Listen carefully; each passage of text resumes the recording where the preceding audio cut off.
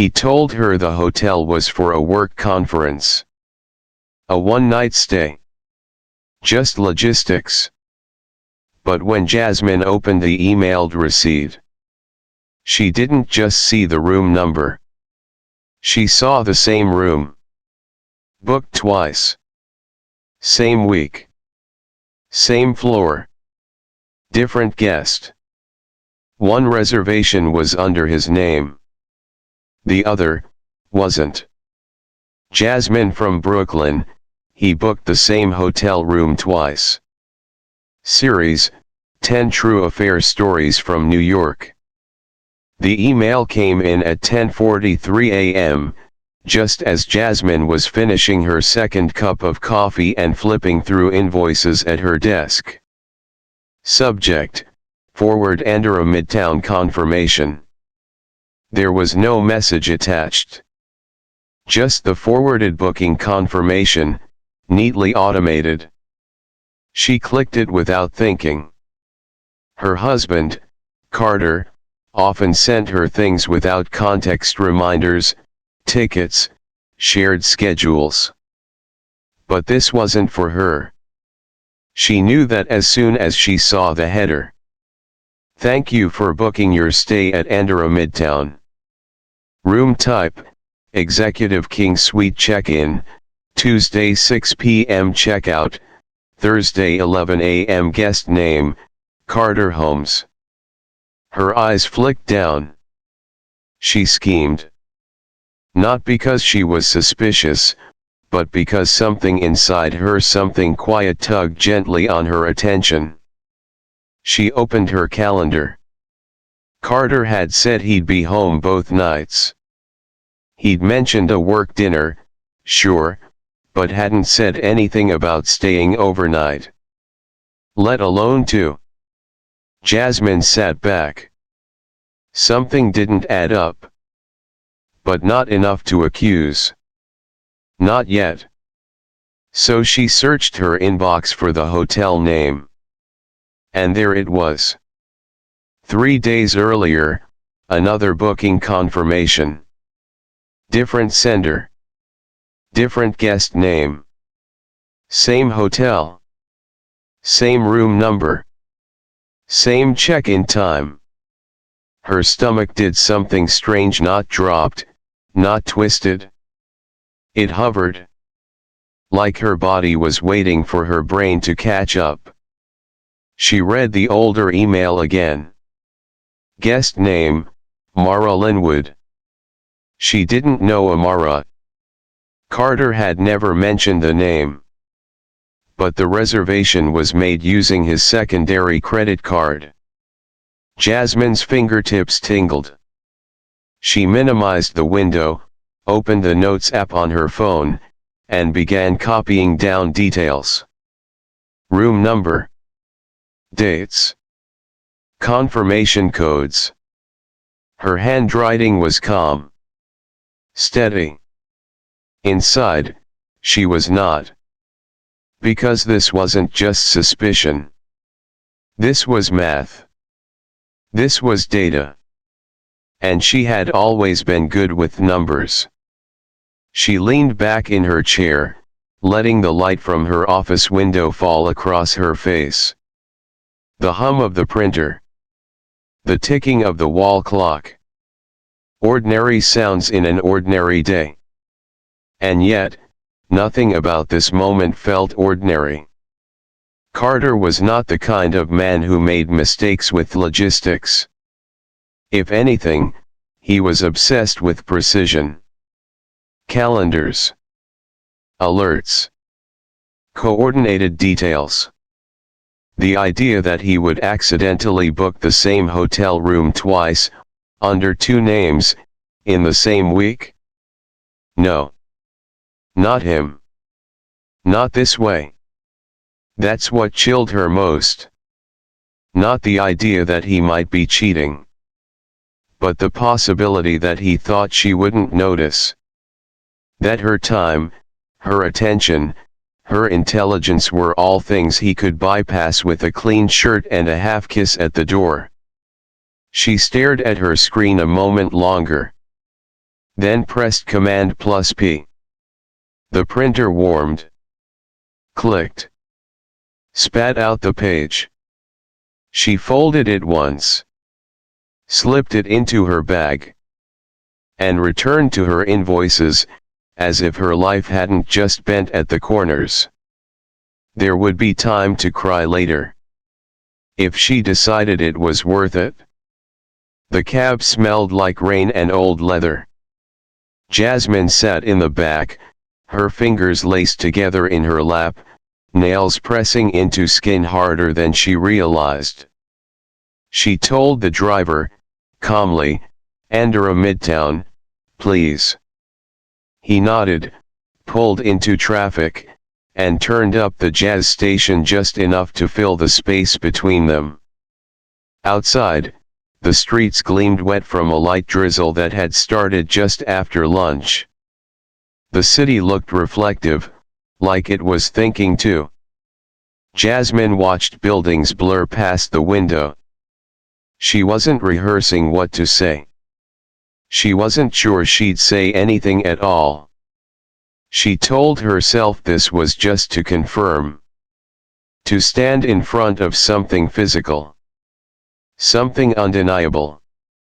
The hotel appeared slowly, like a secret emerging from behind steel and fog. She paid the fare, stepped out onto the slick sidewalk, and adjusted her coat. The doorman opened the glass door without question. The lobby was too quiet. Too beige. Too curated. A soundtrack of soft piano drifted through the air, the kind of music meant to make expensive places feel neutral. She walked to the desk, heart steady but cold. The woman behind the counter smiled. "Welcome to the Andorra. How can I help you?" "Hi," Jasmine said, sliding her hand into her bag as if searching for something she'd rehearsed losing. "My husband, Carter Holmes, stayed here earlier this week. I'm here to drop off something he forgot." The receptionist nodded politely. "Of course. Would you like me to send it to the room?" "No, he's not staying now. But I was wondering." She kept her voice light, casual, as if the answer mattered less than the tone. "Wasn't there someone else listed under the same room this week?" "Different name, same room." The receptionist froze for a split second. It was enough. She turned to the monitor. Tapped quietly. Looked at Jasmine. And then nodded, slow and awkward. Yes, there was. Jasmine smiled. Almost sweetly. "Thanks. That's all I needed." She turned and walked out, her heels soft against the marble. The doorman opened the door again, not knowing she'd left with far more than she brought in. Outside, the drizzle had returned.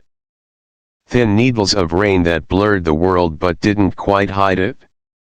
She crossed the street, stopped on the far sidewalk, and stared at the building. It looked clean, polished, like something to be proud of, like something someone would lie to protect. She pulled her coat tighter, let the rain settle on her lashes. She didn't cry. She didn't shake. She just stood there. And for the first time all day, she allowed herself to feel the one thing she'd been resisting. Clarity. Not anger. Not grief. Just the sharp, unmistakable coldness of being right. And knowing he'd never think she'd figure it out. But she had. Without a fight. Without a word. And sometimes, that was louder than anything she could have screamed.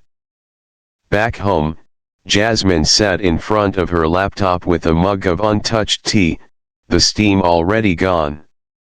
Her coat was still on. Her fingers hovered above the keyboard like she was waiting for something to stop her. Nothing did. She opened the guest confirmation again, the one with the unfamiliar name. Mara Linwood. The email address was partially visible in the confirmation footer. Not a personal Gmail. It was from Carter's firm. A corporate domain. That alone tightened something in her chest. She copied the address. Opened a browser. Began typing without thinking. LinkedIn first. Mara Linwood. Business development. Transferred from Boston office 3 months ago. The timing fit. Jasmine remembered Carter mentioning a new hire from out east back in February. He'd said it like it was nothing. Like a footnote. Asterisked with irrelevance. Now she wondered if it had always been underlined. Instagram was next. Mara's profile wasn't private. Carefully curated, like most young professionals trying to blend lifestyle and ambition. Brunches. Rooftop views. Polished smiles. Then one photo stopped her. A hotel bed. 2 glasses of wine. His hand visible at the edge of the frame. The caption read, "Not all meetings are boring." Jasmine didn't flinch. She didn't zoom in. She didn't click away. She just stared. At the smugness. The secrecy. The comfort. It wasn't betrayal that stung. It was the ease of it. The familiarity in the way Mara had angled her body toward the camera. The half-buttoned shirt draped over the chair in the background. The subtle confidence of someone who believed no one else was watching. Jasmine wasn't heartbroken. She was humiliated. Not because he loved someone else, but because he'd placed her in the role of a placeholder. The wife for the weekends. The woman who knew the Wi-Fi password but not the itinerary. She closed the tab. Her hands remained still on the keyboard. Not trembling. Just heavy. Like she was carrying the weight of every moment she hadn't noticed, every late text, every vague answer, every casual lie wrapped in charm. She sat there for a long time. Until the tea went cold. Until the screen dimmed. Until she stopped looking for a reason. And started accepting the one already in front of her. The apartment was quiet in the way only apartments in New York can be, surrounded by noise but perfectly still inside.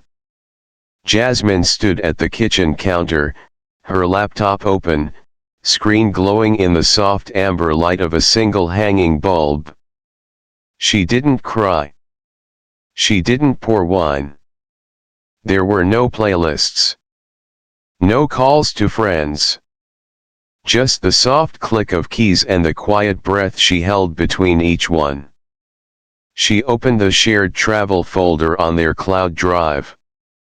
It was still labeled us. Inside, she found 3 upcoming itineraries: Boston, Charleston, San Diego. She opened each one, checked the reservation numbers, and copied them over to the airline portals. Cancel. Confirm. Move to trash. Then the hotel bookings. The same. Click. Confirm. Gone.